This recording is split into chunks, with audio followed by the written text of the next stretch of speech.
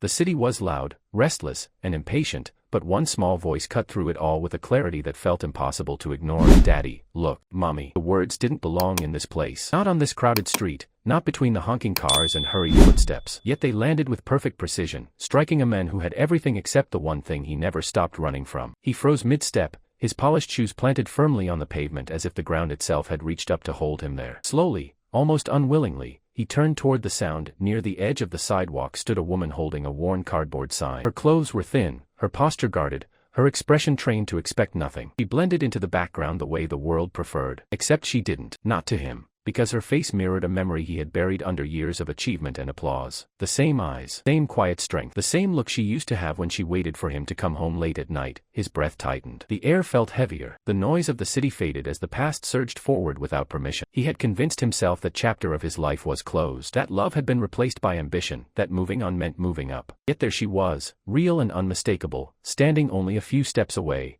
holding a child's hand. The little girl looked up at the woman with complete trust. Then she looked at him. Not with judgment, not with fear, curiosity, as if she sensed something important but didn't yet have the words for it. That look unraveled him. He had faced investors, reporters, and rivals without blinking. But this moment stripped him bare. The woman finally raised her eyes. When they met his, there was no surprise in them, only confirmation. As if she had known this day would come, even when he hadn't. She didn't rush forward, didn't turn away. She simply stood her ground, protecting the child beside her, her presence steady despite everything life had taken from her. His mind raced backward through time, to promises spoken softly, to plans postponed again and again, to the moment he chose success over staying. He had told himself it was temporary, necessary. He never imagined the cost would be this high. Around them, people passed without slowing. World kept moving the way it always did. But for him, time folded inward. The distance between them felt larger than the street, heavier than the years that separated their lives. He opened his mouth to speak, but no sound came. Words felt useless now. The child squeezed the woman's hand and leaned closer, as if sensing the shift in the air. That simple gesture carried more truth than anything he could say. In that instant, he understood something painful and undeniable. He hadn't just lost a relationship. He had missed a life. Standing there, face to face with the past he abandoned, the weight of that realization began to press down on him, setting the stage for a reckoning he could no longer avoid. The silence between them stretched, thick and uncomfortable, as if the city itself was holding its breath. He finally managed to speak her name, softly, fully. It might break if he said it too loud. The sound of it hung in the air, carrying years of unfinished conversations and unanswered questions. She didn't respond right away. Her eyes stayed on him, steady and unreadable. Not angry, not pleading. She was tired in a way that came from carrying too much for too long. She had learned how to stand strong without expecting rescue, and that strength unsettled him more than any accusation ever could. The child shifted her weight and studied his face again, tilting her head slightly. There was something familiar there, something he couldn't escape no matter how hard he tried. Notice the small details, the way her eyes lit up with curiosity, the way she clung to the woman beside her, secure in a bond that had clearly been tested by life and proven unbreakable. A realization crept in, slow and devastating. This child hadn't been waiting for him. He hadn't been missing him. The world had formed without him, and it was complete. He took a step closer, then stopped himself. Didn't have the right to cross that space so easily. Money had taught him confidence, but this moment demanded humility. He asked how she had been, and the question felt foolish the moment it left his mouth. How could anyone answer that honestly after everything? She finally spoke. Her voice was calm, almost gentle, but every word carried weight. She spoke about moving from place to place, about doing whatever was necessary to protect her child, about learning not to rely on promises, because promises didn't feed a hungry stomach or keep the cold away at night. Didn't list her struggles for sympathy. She stated them like facts, like lessons life had forced her to memorize. Each sentence hit him harder than he expected. Saw the contrast too clearly. Boardrooms and celebrations on one side, long nights and uncertainty on the other. And between them, a choice he had made years ago, thinking he was chasing a better future. The crowd began to notice. A few people slowed, sensing something unusual unfolding, barely registered them. His focus was locked on the woman and the child, tilting her head slightly. There was wanted to explain himself, to say he hadn't known, that he would have done things differently.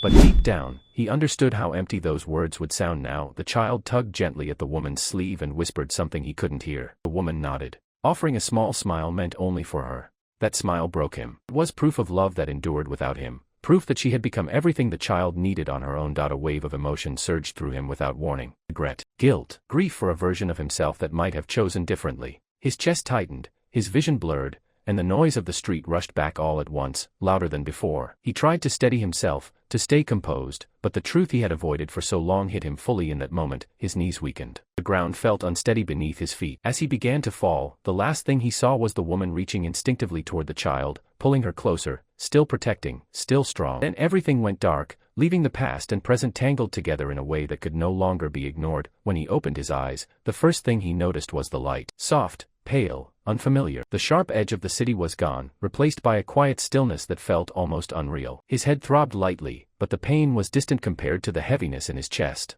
He tried to sit up, and a calm voice nearby told him to take it slow. She was there, standing a few steps away, arms folded, watchful, not hovering, not panicked, just present, the way she had always been. The child sat beside her on a bench, swinging her legs gently, eyes fixed on him with open concern. No fear, no resentment, just curiosity and a hint of care that he wasn't sure he deserved. You fainted, the woman said quietly. No accusation in her tone, just a statement of fact. He nodded, swallowing hard. Words crowded his mind, but none felt worthy of being spoken first. He had spent years controlling conversations, steering outcomes, shaping narratives. Now he had none of that power. And strangely, that honesty felt necessary. I didn't know, he said at last. His voice cracked, betraying him. About any of this. She studied him for a long moment. Then she shook her head slightly. Not knowing doesn't change what happened, she replied. Life didn't pause because you were gone. The truth of it landed clean and sharp. She wasn't cruel. She didn't need to be. Reality did the work for her. He looked at the child again. Really looked. The curve of her smile. The quiet confidence in the way she sat close to her mother. This child had grown up learning resilience before comfort. Love before security. And yet, there was warmth in her eyes.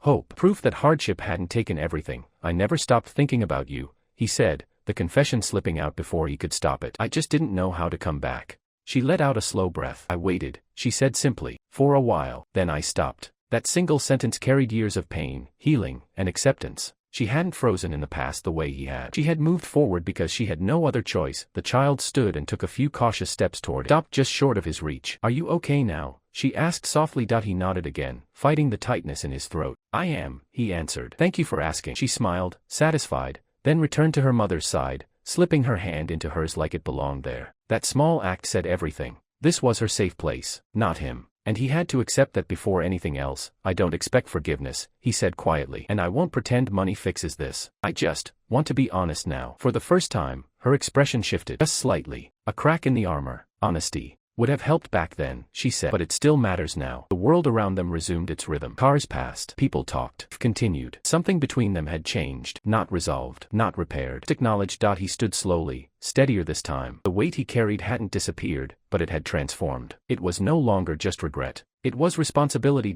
As they prepared to leave, the child looked back at him once more and waved. A simple gesture. Small, powerful, beginning that didn't erase the past but hinted at a different future. He watched them walk away, knowing this moment would stay with him forever. As punishment, but as a reminder that some truths arrive late, and when they do, the only real choice left is what kind of man you decide to be after facing them.